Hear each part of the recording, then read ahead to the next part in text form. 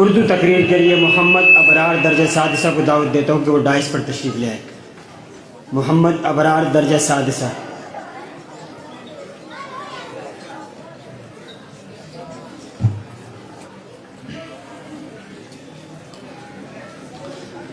الحمد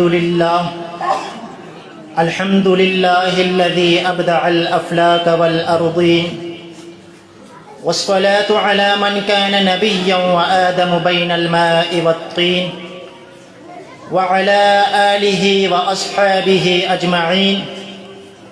أما بعد، فأعوذ بالله من الشيطان الرجيم. بسم الله الرحمن الرحيم. إن الله لا يغير ما بقوم حتى يغيروا ما بأنفسهم. صدق اللہ العظیم. خدا کرے کہ میری عرض پاک پر اترے، خدا کرے کہ میری عرض پاک پر اترے، وہ فصل گل جسے اندیشہ زوال نہ ہو.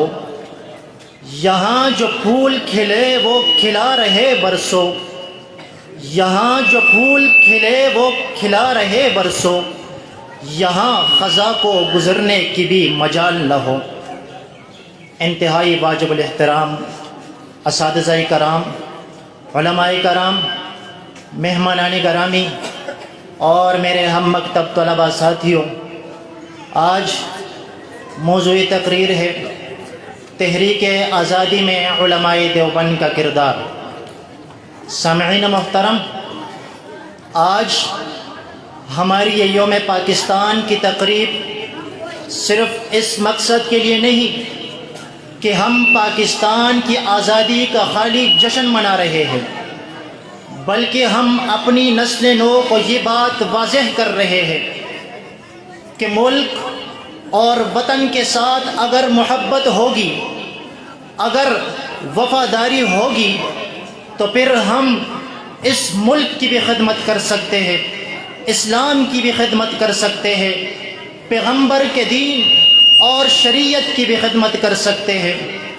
کچھ لوگ لبرل سٹائل اور سیکولر سٹائل جو دنیا میں گمراہ کن پروپیگنڈا کر رہے ہیں، کبھی وہ سوشل میڈیا پر، کبھی ٹی وی کے اینکر بن کر کہ جناب علماء نے تو پاکستان بننے کی مخالفت کی تھی.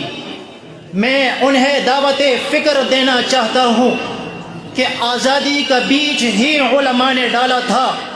آپ جائیں تاریخ کا مطالعہ کریں اور 1701 سے لے کر 1947 تک پوری تاریخ کو دیکھیں کہ اس آزادی کے لیے آزادی کا بیج اس وقت ڈالا گیا تھا جب انگریز کے خلاف ہمارے علماء نے عالم جہاد بلند کیا. اگر انگریز کو برے صغیر سے نہ نکالا جاتا، اگر فرنگی کو برے صغیر سے نہ نکالا جاتا، تو کبھی پاکستان معرض وجود میں آنے کا کوئی سوچ بھی نہیں سکتا تھا.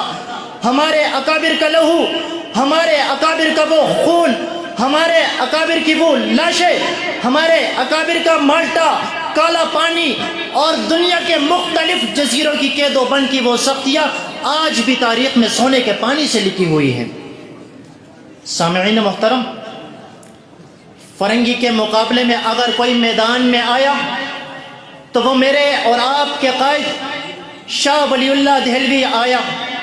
اگر فرنگی سامراج اور انگریز سامراج کے مقابلے میں آزادی کی تحریک کا پرچم لے کر آیا تو وہ میرے اور آپ کے قائد علماء کے سرخیل شاہ عبدالعزیز آیا.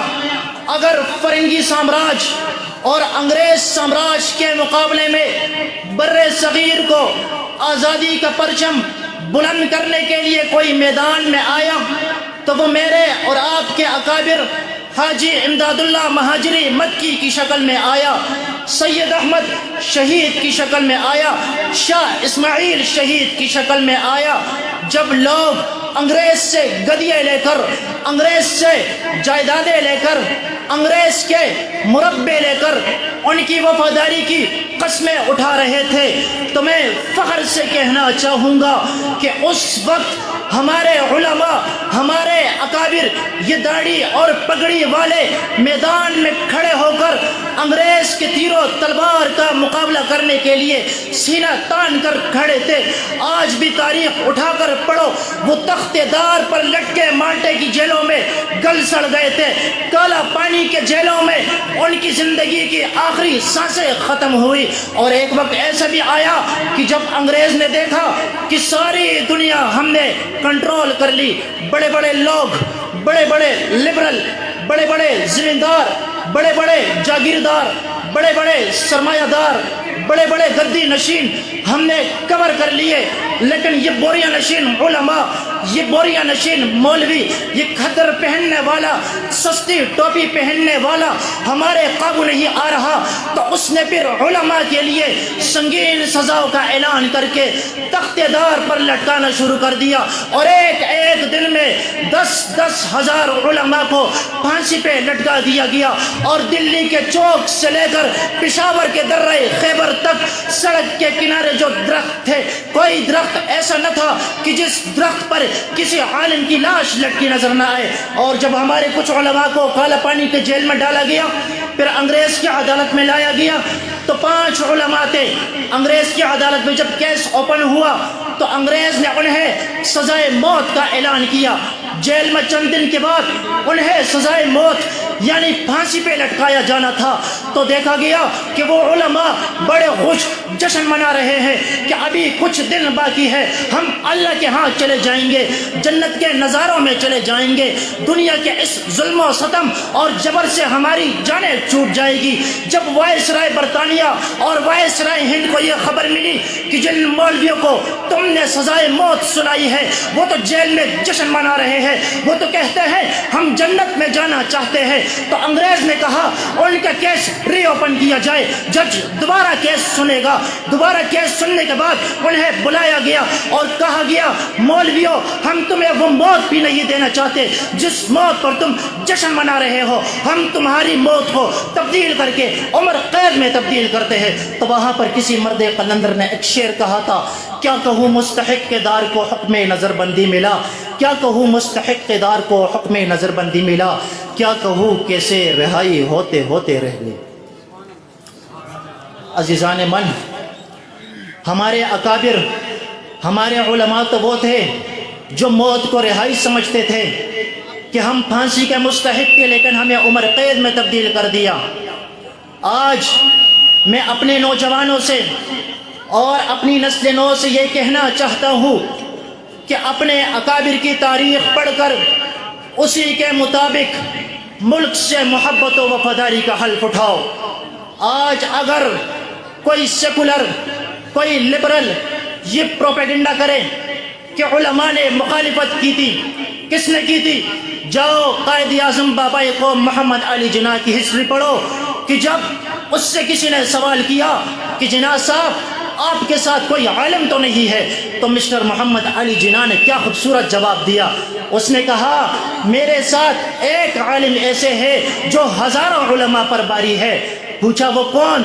تو جس کا قائد اعظم نے نام لیا تو وہ میرے اور آپ کے قائد علماء دیوبند کے سرخیل مولانا اشرف علی تھانوی رحم اللہ تھے۔ اور جب پاکستان بنا، کراچی میں بھی پرچم کشائی ہونی تھی اور بنگلہ دیش میں بھی پرچم کشائی ہونی تھی۔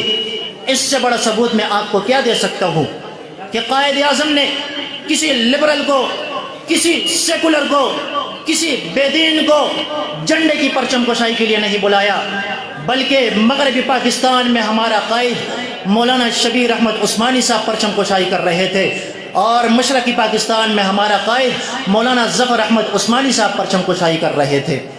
جب بھی اہل چمن کو ضرورت پڑی خون ہم نے دیا، گردنیں بھی کٹی۔ جب بھی اہل چمن کو ضرورت پڑی خون ہم نے دیا، گردنیں بھی کٹی۔ پھر بھی کہتے ہیں یہ اہل چمن، یہ چمن ہمارا ہے تمہارا نہیں۔ وما علینا الا البلاغ المبین۔